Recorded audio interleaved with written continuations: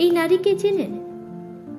ইনি কারোর জন্য কিচ্ছু করেননি, কেউ তার জন্য কম বেশি দরকারি কিছুও নয়।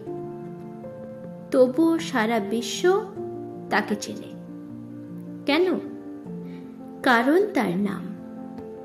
কথাই বলে, নামে কি আসে যায়? না, অনেক সময় অনেক কিছু আসে যায়।